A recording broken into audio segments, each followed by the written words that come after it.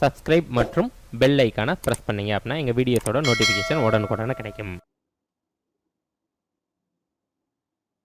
அனைத்து நண்பர்களுக்கும் ஆன்லைன் மீடியாவின் அன்பு வணக்கங்கள். நாம இன்றைக்கு ஜனவரி 29, 2024 என்ன மாதிரியான முக்கியமான நடப்பு நிகழ்வுகள் இருக்கு அப்படின்றதோடு சேர்த்து அது சார்ந்த ஸ்கூல் புக் கண்டென்ட்டையும் ப்ரீவியஸ் இயர் கொஸ்டினையும் கனெக்ட் பண்ணி கனெக்ஷன் வடிவில் தான் ஒவ்வொரு நாளும் கரண்ட் அஃபேர்ஸ் கிளாஸஸை நம்ம பார்த்து வந்துட்டு இருக்கோம். ஸோ இன்னைக்கும் நாம் அப்படி தான் பார்க்க போகிறோம். வீடியோவை புதுமையாக பார்க்கக்கூடிய நண்பர்கள் மறக்காமல் நம்ம சேனலை சப்ஸ்கிரைப் பண்ணி வச்சுக்கோங்க. வாங்க இன்னைக்கான நடப்பு நிகழ்வுகள் என்னெல்லாம் இருக்குன்னு பார்க்க ஆரம்பிக்கலாம். பிஃபோர் தட், நேற்று நம்ம கிளாஸஸ் கொடுக்க முடியல, due to my personal reason என்னால் அந்த கிளாஸஸை கொடுக்க முடியல.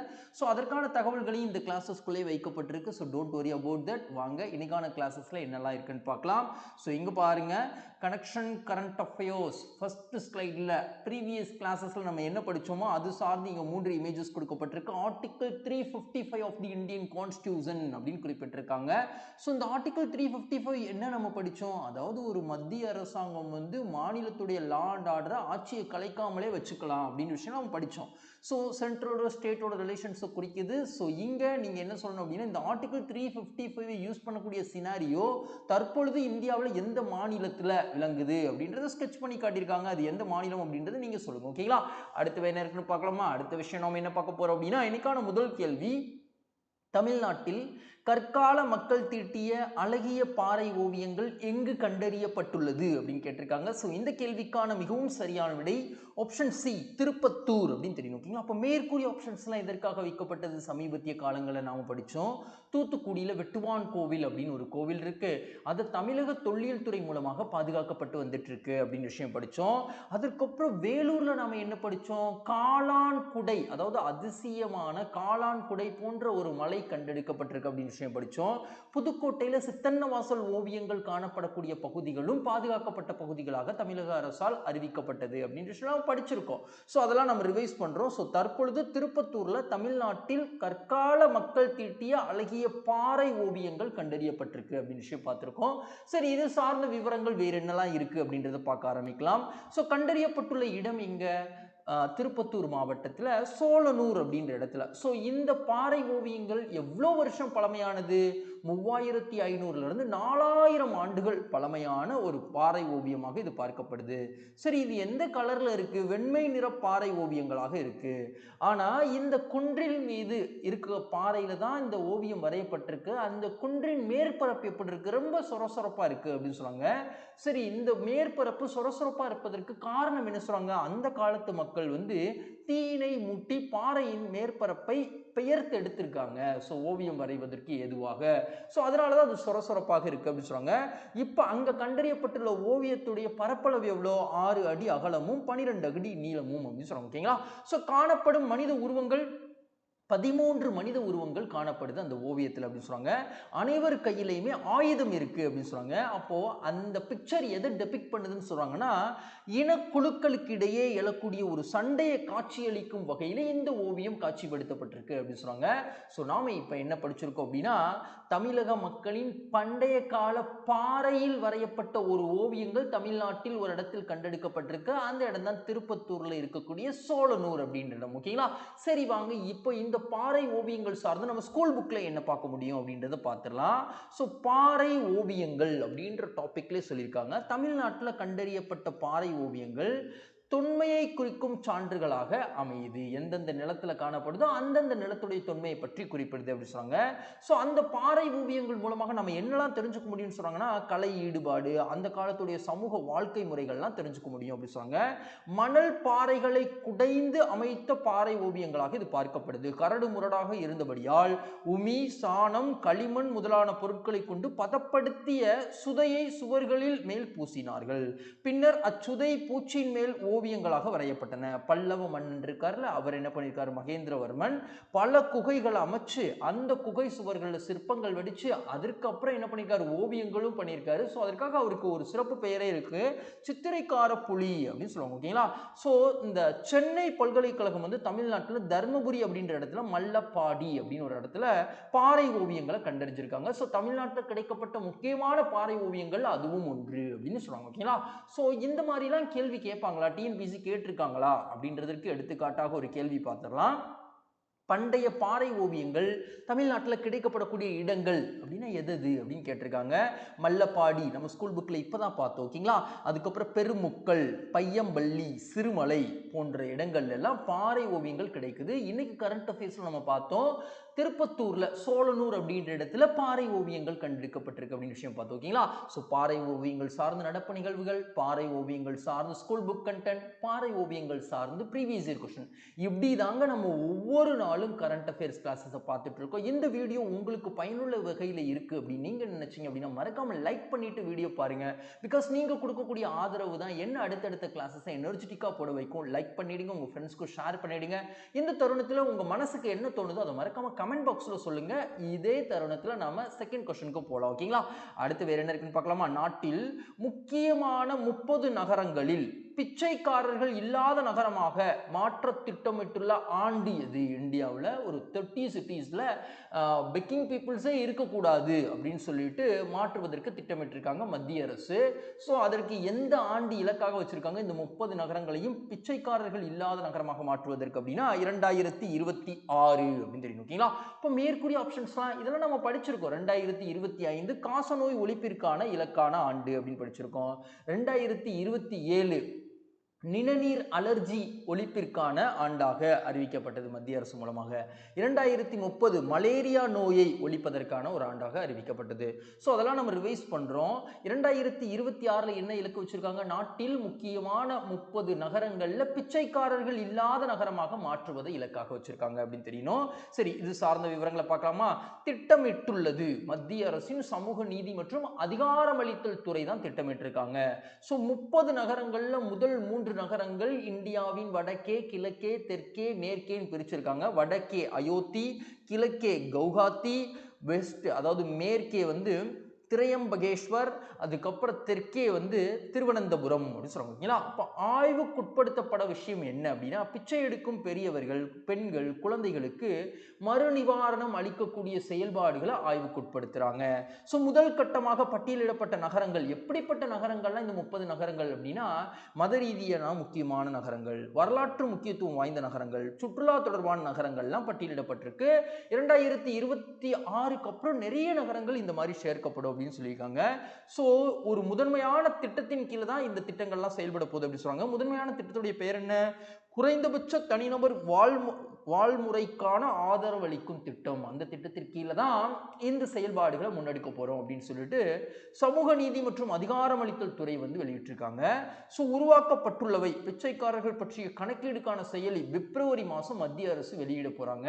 ஸோ அவங்க பத்தின தகவல்கள்லாம் தெரிஞ்சு அவங்கள எல்லாரையும் அவங்களுக்கு மாற்று முறை வேலைகள் ஏற்படுத்தி இந்த வேலைகள்ல இருந்து வேற வேலைகளுக்கு ஷிஃப்ட் பண்றது. ஓகேங்களா.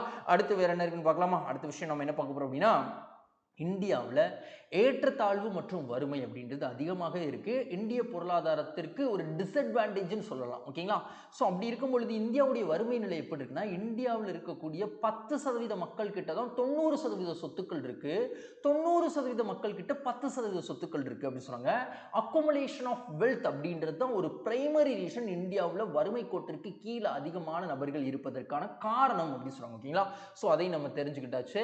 அடுத்து வேற என்ன இருக்குன்னு பார்க்கலாம். அடுத்த விஷயம் நம்ம என்ன பார்க்க போறோம் அப்படின்னா, ஒரு ப்ரீவியஸ் இயர் क्वेश्चन பார்க்கறோம். இங்க பாருங்க, பின்வரும் பரிமாணங்களில் எவை பல பரிமாண வறுமை குறியீட்டில் பயன்படுத்தப்படுகிறது? ஃபேக்டர்ஸ் அப்படினா, இப்போ ஹியூமன் டெவலப்மென்ட் இண்டெக்ஸ்க்கு 3 ஃபேக்டர்ஸ் இருக்கு. அது மாதிரி மல்டி டைமென்ஷனல் பாவர்ட்டி இண்டெக்ஸ்க்கும் 3 ஃபேக்டர்ஸ் இருக்கு. அது என்னன்றது கிளியர் கட்டா தெரியணும். ஹெல்த், எஜுகேஷன், லிவிங் ஸ்டாண்டர்ட் அப்படின்னு தெரியும். ஓகேங்களா. சரிப்பா. அப்போ ஹியூமன் டெவலப்மென்ட் இண்டெக்ஸ்க்கு என்னப்பா 3 குறியீடுகள் அப்படின்றது நீங்க சொல்ல போறீங்க. ஓகேங்களா. இது உங்களுக்கான கேள்வி. அடுத்து வேற என்ன இருக்குன்னு பார்க்கலாம். அடுத்த விஷயம் நம்ம என்ன பார்க்க போறோம் அப்படின்னா, உயர்கல்வி குறித்த அகில இந்திய ஆய்வு, அதாவது all India survey for higher educations 2021-2022க்கான அறிக்கை தற்பொழுது வெளியாகிருக்கு.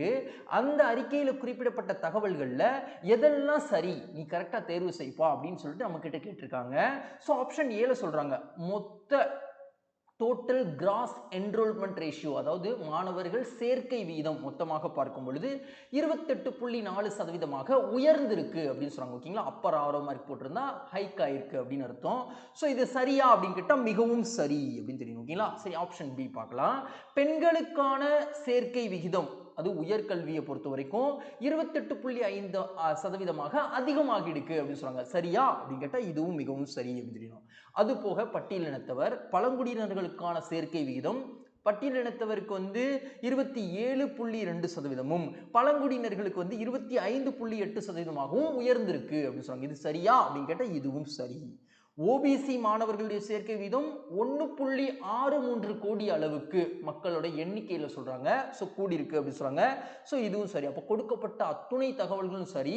உயர்கல்வி குறித்து அகில இந்திய ஆய்வு வெளியிட்ட தகவல்கள்ல 4 தகவல்களை இங்க இருந்து நம்ம தெரிஞ்சுக்கிட்டாச்சு. ஒன்லி சேர்க்கை விகிதத்தை மட்டும் நம்ம தெரிஞ்சிருக்கோம். ஓகேங்களா? சரி, உயர்கல்வி குறித்து அகில இந்திய ஆய்வு எப்பல இருந்தெல்லாம் வெளிப்படுத்துறாங்க அப்படின்றது நம்ம தெரிஞ்சுக்கணும்ல. அதை நம்ம பார்க்க ஆரம்பிக்கலாமா? ஸோ தொடங்கியது 2011 இருந்து. யாரு வெளியிடுவா? மத்திய கல்வி அமைச்சகம் வெளியிடுவாங்க. நோக்கம் என்ன? நாட்டின் உயர்கல்வியின் நிலையை பற்றி ஆய்வு செய்வதற்கான ஒரு நோக்கத்தோடு இவங்க இந்த தகவல்களை வெளியிடுவாங்க. தற்போது வெளியிடப்பட்டது 2021-22 ஆண்டிற்கான அறிக்கை. ஸோ கூடுதல் தகவல் என்ன அப்படின்னா, மாணவர்களின் பட்டப்படிப்பு நிலை எப்படி இருக்கு as per இந்த டேட்டா படி பார்த்தோம்னா, அது இளநிலை பட்டம் அப்படின்னு பார்க்கும்பொழுது 78.9% மாணவர்கள் ஃபினிஷ் பண்றாங்க. அதுல அதிகமாக ஃபினிஷ் பண்ணக்கூடியவங்க கலைத்துறையை சார்ந்தவங்க அப்படின்னு சொன்னாங்க. 34.2% அப்படி சொன்னாங்க. அதே மாதிரி முதுநிலை படிப்பு பொறுத்த வரைக்கும் 12.1% மாணவர்கள் முடிக்கிறாங்க. அதுல யார் அதிகமா அப்படின்னு பார்த்தா சமூக அறிவியல் துறை, அதாவது கலைத்துறையை பொறுத்த வரைக்கும் 21.1% பேர் முதுநிலை படிப்பை அதிகமா படிக்கிறாங்க அப்படின்னு சொன்னாங்க. ஓகேங்களா? ஸோ மொத்த பல்கலைக்கழகங்கள்ல அரசு பல்கலைக்கழகங்கள் இந்தியாவில் எத்தனை சதவீதம் இருக்கு அப்படின்னா 58.6% இருக்கு. ஆசிரியர்கள் எண்ணிக்கை அப்படின்னு பார்த்தோம்னா 15.98 லட்சம் உயர்கல்வியை மட்டும் வச்சு பார்க்கையில. ஸோ இதுல ஆண்கள் 56.6% அப்படின்னு சொல்றாங்க. ஓகேங்களா? ஸோ அதெல்லாம் இந்த டேட்டால குறிப்பிடப்பட்டது. முக்கியமான டேட்டா மட்டும் நம்ம எடுத்து பார்த்தாச்சு. அடுத்து வேற என்ன இருக்குன்னு பார்க்கலாம். இங்க பாருங்க, உயர்கல்வி சார்ந்த ஒரு விஷயம். இந்தியாவிலேயே ஒரு ஸ்டேட் உயர்கல்வியில ரொம்ப சிறந்து விளங்குறாங்க. அந்த ஸ்டேட் தான் நம்ம ஸ்டேட் தமிழ்நாடு. ஓகேங்களா? முதலிடத்துல இருக்காங்க. ஈவன் உயர்கல்வியில இந்தியாவுடைய பர்சன்டேஜ் அப்படின்னு பார்த்தா 25.2% தான் சேர்க்கை விகிதம்.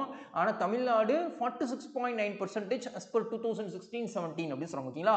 ஸோ அப்போ டபுள் தி அமௌண்ட்ல தமிழ்நாட்டில் சேர்க்கை விகிதம் இருக்கு நேஷனல் ஆவரேஜ் பார்க்கும்பொழுது அப்படின்னு தெரியும். ஓகேங்களா? அடுத்து வேற என்ன இருக்குன்னு பார்க்கலாம். அடுத்த விஷயம் ஒரு ப்ரீவியஸ் இயர் கொஸ்டின் பார்க்க போறோம். ஸோ உயர்கல்வி பொருத்தி டாக்டர் B.R. அம்பேத்கர் அவர்கள் என்ன சொன்னாங்க அப்படின்றத இந்த கொஸ்டின்ல பார்க்க போறோம். ஆண்களுக்கு கல்வி அவசியம் என்பது போல் பெண்களுக்கும் கல்வி அவசியம். பெண்கள் சிறு வயதிலே திருமணம் செய்து கொள்ளாமல் உயர்கல்விக்கு செல்ல வேண்டும் அப்படின்ற கோட்பாடு வழியாக கல்வி பெறுவதை குறித்து அறிவுரை கூறியது யாருன்னு கேட்டிருப்பாங்க. Doctor B.R. அம்பேத்கர் அப்படின்னு தெரியும். ஓகேங்களா? அடுத்து வேற என்ன இருக்குன்னு பார்க்கலாம். அதுக்கு முன்பாக உங்ககிட்ட என்ன கேள்வி அப்படின்னா, பெண் கல்வியை ஊக்குவிக்கும் விதமாக இந்தியாவில் முதல்ல பெண்களுக்கான பள்ளியை கட்டி அமைத்தது யார் அப்படின்றத நீங்க சொல்லணும். ஓகேங்களா? அடுத்து பாருங்க, தமிழ்நாட்டில் ஆப்பிரிக்க நத்தைகள் அதிகமாக உருவாகியுள்ள மாவட்டம் எது அப்படின்னு கேட்டிருக்காங்க. ஸோ இந்த கேள்விக்கான மிகவும் சரியான விடை ஆப்ஷன் சி, செங்கல்பட்டு அப்படின்னு தெரியணும். அப்போ மேற்கூறிய ஆப்ஷன்ஸ்லாம் எதற்காக வைக்கப்பட்டது? தேனியில, மேகமலையில புதிய வகையான பட்டாம்பூச்சி இனம் அப்படின்றது கண்டறியப்பட்டது. நம்ம படிச்சிருக்கோம். அந்த பட்டாம்பூச்சி இனத்துடைய பெயரை நீங்க சொல்லுங்க. திருநெல்வேலி இருக்குல்ல, திருநெல்வேலியில என்ன பண்ணாங்க அப்படின்னா, இந்த நீலகிரி வரையாடுடைய எண்ணிக்கை குறையிறத மக்களிடையே விழிப்புணர்வு ஏற்படுத்துவதற்காக நீலகிரி வரையாடுக்கு சிலையே அமைக்கப்பட்டது. ஓகேங்களா? ஸோ திருப்பூர்ல நஞ்சராயன் 17வது பறவைகள் சரணாலயம் அப்படின்றது தமிழ்நாட்டை சார்ந்த ஒரு பறவைகள் சரணாலயம். அங்க பையோடி எவோசட் அப்படின்னு சொல்லக்கூடிய வலசை பறவை முதலாக தென்பட்டது அப்படின்னு படிச்சோம். ஸோ அதெல்லாம் நம்ம ரிவைஸ் பண்றோம். ஸோ இங்க செங்கல்பட்டுல தற்பொழுது ஆப்பிரிக்க நத்தைகள், புதிய வகை இனமான ஆப்பிரிக்க நத்தைகள் தமிழ்நாட்டில் அதிகமாக காணப்படுது அப்படின்னு சொல்றாங்க. ஸோ இதனால என்ன மாதிரியான தாக்கங்கள்லாம் ஏற்பட்டிருக்கு அப்படின்றத பார்க்கலாம். ஸோ செங்கல்பட்டு பகுதியில் ஆத்தூர், திம்மாவரம், அதுக்கப்புறம் வெள்ளியம்பாக்கம் போன்ற பகுதிகளில் ரொம்ப அதிகமாக காணப்படுது அப்படி சொல்றாங்க. ஸோ அதிகமாக காணப்படுவதற்கான மிக வேகமாக இனப்பெருக்கத்தில் ஈடுபடுது இந்த ஆப்பிரிக்க நத்தைகள் அப்படி சொல்றாங்க. தாக்கம், இதனால என்ன தாக்கம்? விவசாயிகளின் பயிர்கள் அதிகமாக சேதப்படுது. இது என்ன பண்ணிடுது? நைட்டெல்லாம் போகி அந்த விவசாய பயிர்களின் இலைகள் எல்லாத்தையுமே மேய்ஞ்சிருது. ஸோ அதனால விவசாயிகளுக்கு மிகப்பெரிய ஒரு நட்டத்தை ஏற்படுத்துது இந்த ஆப்பிரிக்க நத்தைகள் அப்படி சொல்றாங்க. ஸோ இதனால இதை கட்டுப்படுத்த சொல்லி விவசாயிகள் யாருக்கிட்ட கோரிக்கை வச்சிருக்காங்க? வேளாண்மை மற்றும் தோட்டக்கலை அதிகாரிகள் கிட்ட கோரிக்கை வச்சிருக்காங்க. அவங்க நடவடிக்கைக்கு மேற்கொள்றாங்க. சோ இந்த புதிய வகையான நத்தை எப்படி திடீர்னு உருவாச்சு? ஸோ காலநிலை மாற்றத்தின் மூலமாகவும் விவசாயிகளுக்கு நிறைய பாதிப்பு ஏற்பட்டுட்டு இருக்கும்போது மழை காலங்களை விட்டோனே திடீர்னு உருவாகிடுக்கு. இன்னும் அதற்கான ரீசன் பர்ஃபெக்டாக கண்டுபிடிக்க முடியல. ஸோ இரவில் மட்டும்தான் சேதப்படுத்துது, பகலில் போய் மண்ணுக்குள்ளே ஒளிஞ்சிருது. ஓகேங்களா? ஸோ இந்த மாதிரி ஒரு சினாரியோ இப்போ தமிழ்நாட்டில் நடந்துட்டு இருக்கு. அதற்கு காரணம் ஆப்பிரிக்க நத்தை அப்படின்றது தெரியணும். அடுத்து வேற என்ன இருக்குன்னு பார்க்கலாம். இங்கே பாருங்க, நத்தைகளுக்கு அறிவியல் பெயர் என்ன அப்படின்னு சில நேரங்களில் கேட்பாங்க. பைலா குளோபோசா அப்படின்னு தெரியும். ஓகேங்களா? சரி, இந்த மாதிரி விவசாயிகளுக்கு பாதிப்பை ஏற்படுத்தக்கூடிய உயிரினம் சார்ந்து கரண்ட் அஃபேர்ஸ்ல படிக்கிறோமே, இதெல்லாம் ஏற்கனவே டிஎன்பிசி கேட்டிருக்காங்களா? 2023ல கேட்டிருக்காங்க. இங்க பாருங்க, வெட்டுக்கிளியை கட்டுப்படுத்துவதில் மிகவும் பயனுள்ளதாக நிரூபிக்கப்பட்டுள்ள உயிர் பூச்சிக்கொல்லி எது அப்படின்னு கேட்டிருக்காங்க. மெட்டாரைசியம் ஆக்ட்ரிடம் அப்படின்னு தெரியும். ஓகேங்களா? ஸோ வெட்டுக்கிளியோட தாக்குதல் மூலமாக நிறைய என்னாச்சு அப்படின்னா இந்தியாவில் சில மாநிலங்களில் பயிர் சேதம் ஏற்பட்டது. ஸோ அதை முடிவுக்கு கொண்டு வருவதற்கு தான் ஒரு பூச்சிக்கொல்லி அப்படின்ற தயாரிச்சாங்க. அதோடைய பெயரை கேட்டிருக்காங்க. ஸோ இந்த மாதிரி நடப்பு நிகழ்வுகள் கேட்பதான் செய்வாங்க. ஓகேங்களா? அடுத்து வேற என்ன இருக்குன்னு பார்க்கலாம். இங்க பாருங்க, தமிழ்நாட்டில் தற்பொழுது அஞ்சல் ஏற்றுமதி சேவை மையம் எங்கு திறக்கப்பட்டுள்ளது அப்படின்னு கேட்கப்பட்டிருக்கு. ஸோ இந்த கேள்விக்கான மிகவும் சரியான விடை சென்னை அப்படின்னு தெரியணும். அப்போ மேற்கூறிய ஆப்ஷன்ஸ்ல எதற்காக வைக்கப்பட்டது? 6வது கேலோ இந்திய விளையாட்டு போட்டி தென்னிந்தியாவிலேயே முதல் முறையாக, தமிழ்நாட்டிலே முதல் முறையாக சென்னையில் நடைபெறுது அப்படின்னு விஷயம் பார்த்தோம். சென்னையில் மட்டுமா நடக்குது? மதுரை, திருச்சி, கோயம்புத்தூர் போன்ற சிட்டிலையும் இந்த கேலோ இந்திய விளையாட்டு போட்டிகள் நடைபெற இருக்கு அப்படின்னு விஷயம் பார்த்தோம். ஸோ அதை ரிவைஸ் பண்ணிட்டாச்சு. ஸோ சென்னையில் தற்பொழுது அஞ்சல் ஏற்றுமதி சேவை மையம் அப்படின்றது திறக்கப்பட்டிருக்கு அப்படின்னு தெரியணும். சேவை மையத்தின் நோக்கம் என்ன? இவங்க என்ன பண்ண போறாங்க? சிறு ஸ்டார்ட் அப் நிறுவனங்கள்லாம் இருக்குல்ல, இந்த ஸ்டார்ட் அப் நிறுவனங்களுக்கு ஏற்றுமதி சந்தை குறித்து வழிகாட்டுவது, உலக சந்தைகளுக்கு நியாயமான விலையில் என்ன பண்றது, பொருட்களை ஏற்றுமதி செய்வது, நாட்டின் ஏற்றுமதி வருவாயை அதிகப்படுத்துவது, இதெல்லாம் நோக்கமாக வச்சுதான் அஞ்சலகத்துறை மூலமாக இப்போ இந்த ஏற்றுமதி சேவை மையம் அப்படின்றது சென்னையில் கிரியேட் பண்ணியிருக்காங்க. ஸோ இந்த மையத்துடைய பணி எப்படி இருக்க போகுது? ஏற்றுமதியாளருடைய திறன் மேம்பாட்டை அதிகரிக்கும் விதமாக பயிற்சிகள் அப்படின்றது வழங்குவாங்க பல்வேறு தனியார் நிறுவனங்களோடு புரிந்துணர்வு ஒப்பந்தம் ஈடுபட்டு. ஓகேங்களா? ஸோ அதுக்கப்புறம் ஏற்றுமதியாளரின் தேவைகளுக்கான கண்காணிப்பு பிரிவுகாக செயல்படுவாங்க அப்படி சொன்னாங்க. ஏற்றுமதியாளர்களின் சந்தேகங்களுக்கு தீர்வு கொடுப்பாங்க. சுங்க ஆவணங்களை இப்போ கணினி வழியாக அப்லோட் செய்து கொடுப்பதற்கு உதவிகரமாக இருப்பாங்க. ஸோ 2022 ஆரம்பிக்கப்பட்டது தமிழ்நாட்டில். எப்படி அப்படின்னா ஆன்லைன் மூலமாக சேவை மையம் தான் ஆரம்பிக்கப்பட்டது. தற்பொழுது தான் நேரடியான ஒரு சேவை மையம் அப்படின்றது சென்னையில் ஓப்பன் பண்ணப்பட்டிருக்கு. ஓகேங்களா? ஸோ அஞ்சல் துறை சார்பாக ஓப்பன் பண்ணப்பட்டது, மறந்துடக்கூடாது. அடுத்து என்ன இருக்குன்னு பாருங்க. ஏற்றுமதியை ஊக்குவிப்பதற்காக பன்னெடுங்காலமாக இந்தியா என்ன மாதிரியான விஷயங்களை கையாண்டுட்டு வராங்க அப்படின்னு பார்த்தோம்னா, ஆசியாவின் முதல் ஏற்றுமதி செயலாக்க மண்டலம் 1965 இந்திய அரசு காண்ட்லா என்ற இடத்துல துவங்கினாங்க. ஸோ அதுக்கப்புறம் 1980 7 இடங்கள்ல எக்ஸ்டெண்ட் பண்ணாங்க இந்த எக்ஸ்போர்ட் ப்ராசஸிங் ஜோனை. அதுக்கப்புறம் வெளிநாட்டு மூலதனத்தை அதிகமாகவே இந்த 7 மண்டலங்கள் ஈர்த்ததுனால 2000 இந்திய அரசு என்ன பண்ணாங்க, இந்த புதிய கொள்கை மூலமாக சிறப்பு பொருளாதார மண்டலம், அதாவது SEZ ஸ்பெஷல் எக்கனாமிக் ஜோனாக நம்ம மாற்றினாங்க அப்படின்னு சொல்றாங்க. ஓகேங்களா? சரி, அடுத்து வேற என்ன இருக்குன்னு பார்க்கலாமா? அடுத்த விஷயம் நாம என்ன பார்க்க போறோம்னு பாருங்க. ஏற்றுமதி ஊக்குவிப்பு தொழில்துறை பூங்கா தமிழ்நாட்டில் எங்கு அமைந்துள்ளதுன்னு கேட்டிருக்காங்க. கும்மிடிப்பூண்டி அப்படின்னு தெரியும். ஓகேங்களா? ஸோ ஏற்றுமதி சார்ந்து படிச்சதுனால இந்த கொஸ்டினை நம்ம ரிவைஸ் பண்ணிட்டாச்சு. அடுத்து வேற என்ன இருக்குன்னு பார்க்கலாம். அதற்கு முன்பாக உங்ககிட்ட என்ன கேள்வி அப்படின்னா, அந்நிய நேரடி முதலீடை அதிகமாக ஈர்க்கக்கூடிய மாநிலம் எது அப்படின்றது நீங்க சொல்லணும் இந்தியாவில். ஓகேங்களா? அடுத்து பாருங்க, ஃபோர்ப்ஸ் இதழின் அறிக்கையின்படி உலக பணக்காரர்கள் பட்டியலில் முதலிடம் பிடித்துள்ளவர் யார் அப்படின்னு கேட்கப்பட்டிருக்கு. இந்த கேள்விக்கான மிகவும் சரியான விடை பெர்னார்ட் அர்னால்ட் அப்படின்றவங்க தான் முதலிடம் பிடிச்சிருக்காங்க. எலான் மஸ்க் முதலிடத்துல இருந்து 2ஆம் இடத்திற்கு சரியி-இருக்காங்க. ஸோ அதுக்கப்புறம் ஜெப் பெசோஸ் 3ஆம் இடமும், லாரி எலிசன் 4ஆம் இடமும் அப்படின்னு தெரியணும். ஓகேங்களா? சரி, இப்போ பெர்னார்ட் அர்னால்ட் அப்படின்றவங்க எந்த நாட்டை சார்ந்தவங்க? பிரான்ஸ் நாட்டை சார்ந்தவங்க. இவங்க எந்த கம்பெனிக்கு CEO இருக்காங்க? ஆடம்பர பொருட்கள் தயாரிக்கும் நிறுவனத்திற்கு இவங்க என்னவா இருக்காங்க? CEO இருக்காங்க. LVMH அப்படின்னு சொல்லுவாங்க ஷார்ட் ஃபார்ம். ஓகேங்களா?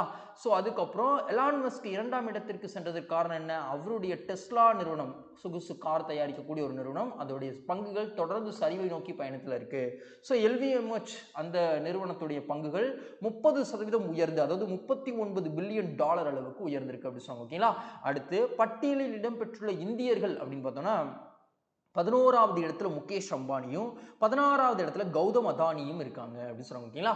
அடுத்து வேற என்ன இருக்குன்னு பார்க்கலாம். இங்க பாருங்க, சில நேரங்களில் டிஎன்பிசி என்ன பண்ணுவாங்க அப்படின்னா, அந்த நாடுகளில் ஒவ்வொரு கரன்சிக்கும் ஒவ்வொரு பேர் பயன்படுத்துவாங்க. ஓகேங்களா? பணக்காரர்கள் பட்டியல் படி படிச்சனால அந்த பணம் சார்ந்த விஷயங்கள் நம்ம பார்க்குறோம்.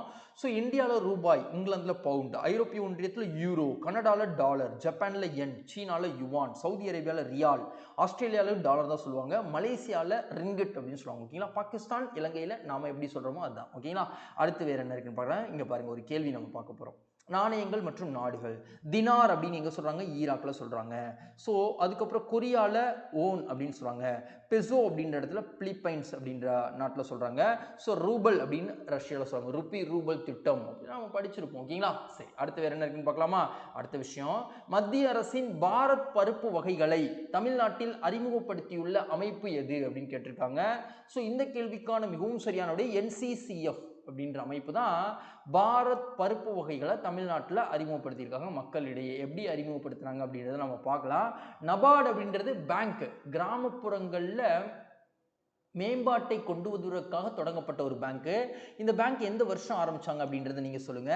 நாஃபெட் அப்படின்றது தமிழ்நாட்டில், இந்த நாஃபெட்ல இருந்து கொப்புரை தேங்காய்களை வாங்கணும் தமிழக அரசு அப்படின்னு சொல்லிட்டு தஞ்சாவூர்ல இருக்கக்கூடிய விவசாயிகள்லாம் சமீபத்திய காலங்களில் வலியுறுத்தினாங்க. ஓகேங்களா?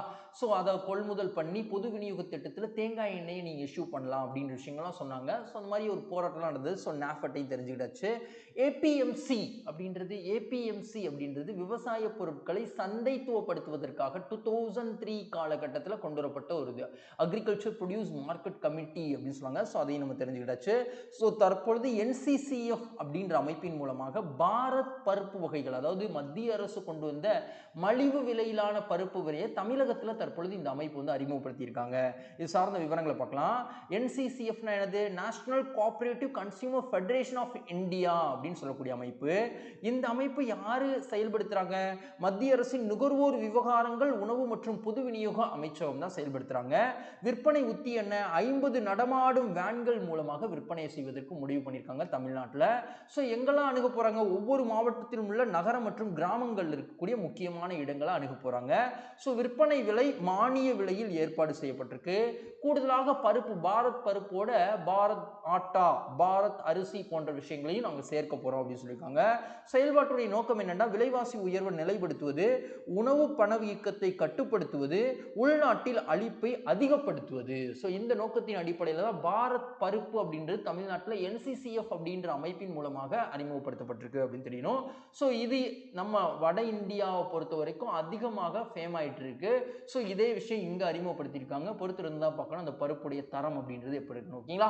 சரி, அடுத்து வேற என்ன இருக்குன்னு பார்க்கலாம். அடுத்த விஷயம் நம்ம என்ன பார்க்க போறோம் அப்படின்னா, இந்த பருப்பு மக்களுக்கு அதிகமாக கிடைக்கல, தரமிக்க பருப்பு கிடைக்கலன்னா என்ன மாதிரியான நோய் வரும்?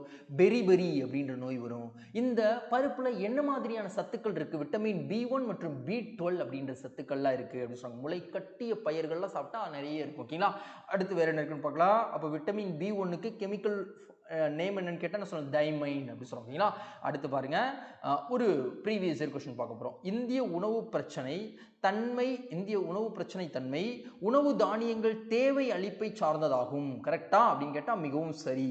இந்திய உணவு பிரச்சனை தன்மை தரம் பகிர்வு பொருளாதாரம் சார்ந்தது. கரெக்டா? கரெக்ட். இந்திய உணவு பிரச்சனை கொள்முதல் முறையை சிறப்பாக நடைமுறைப்படுத்துவதே ஆகும் அப்படின்னு சொன்னாங்க. அது படுத்தல. ஓகேங்களா? அதனாலதான் பிரச்சனையே. ஸோ இந்தியாவின் உணவு பிரச்சனை தன்மை நியாயமான பங்கீடு கிடைக்க செய்தாங்க. நியாயமான பங்கீடு கிடைச்சா எதுக்கு பிரச்சனை வருது? ஓகேங்களா? ஸோ அதுவும் தப்பு.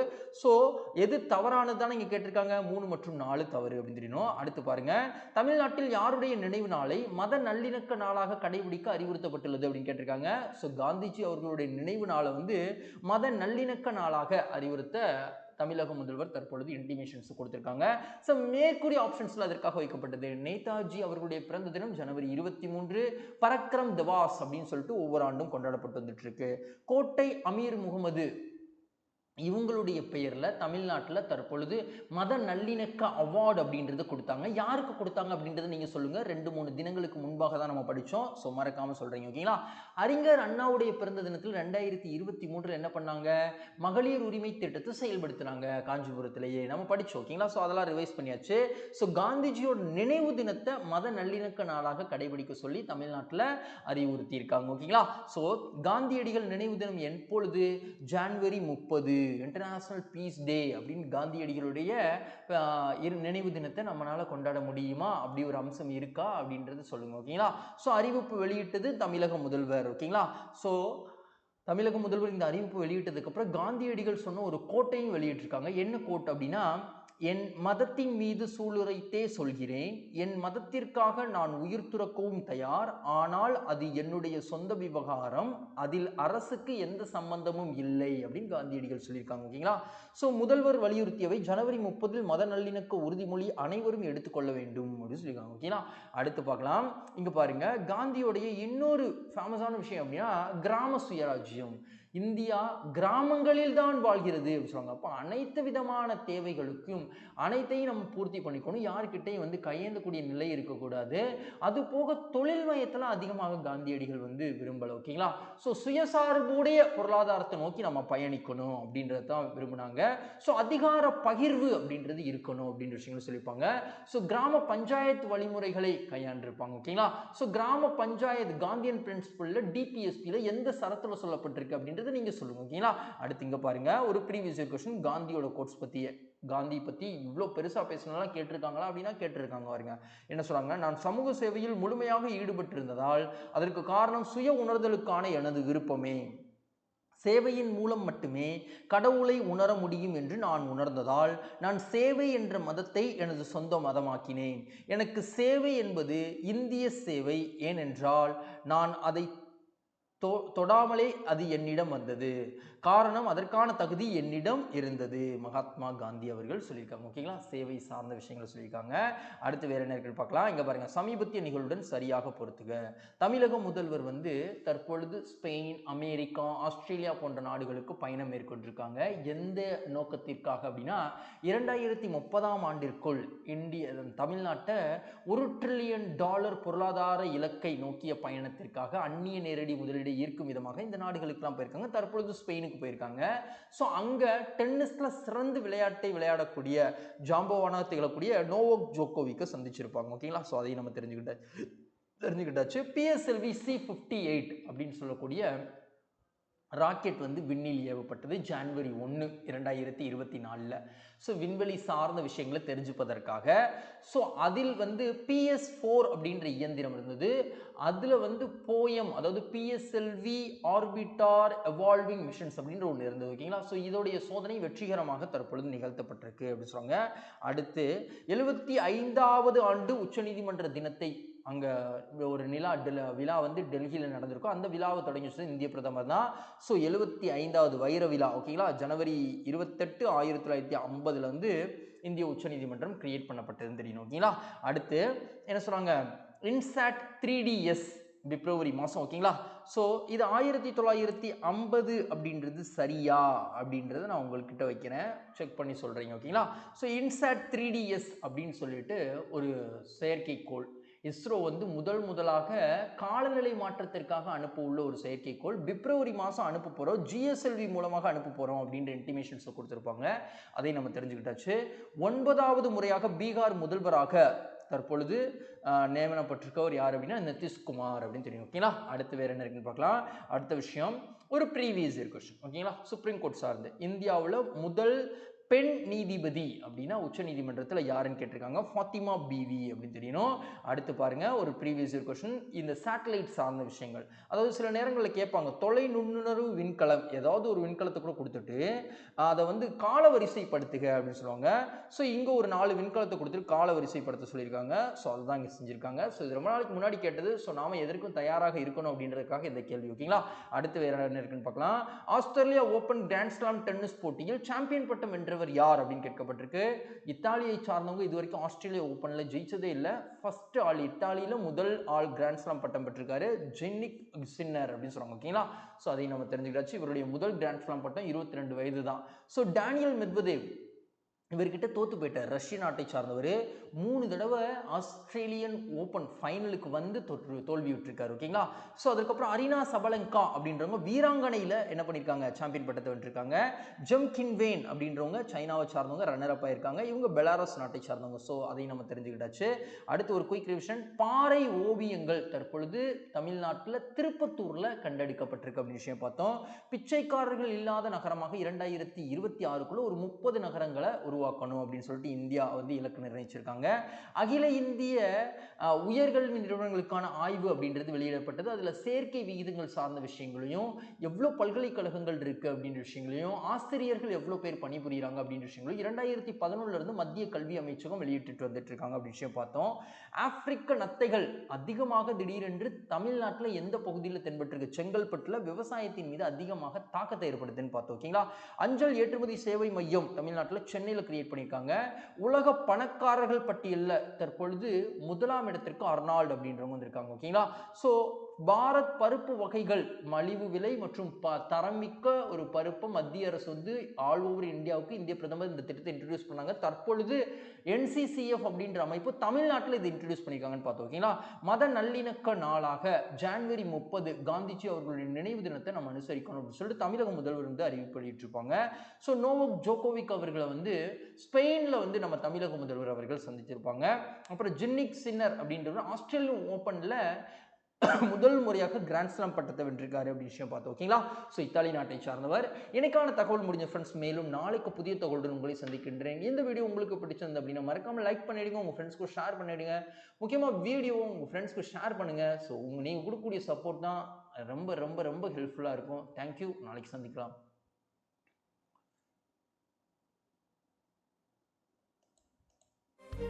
Thank you.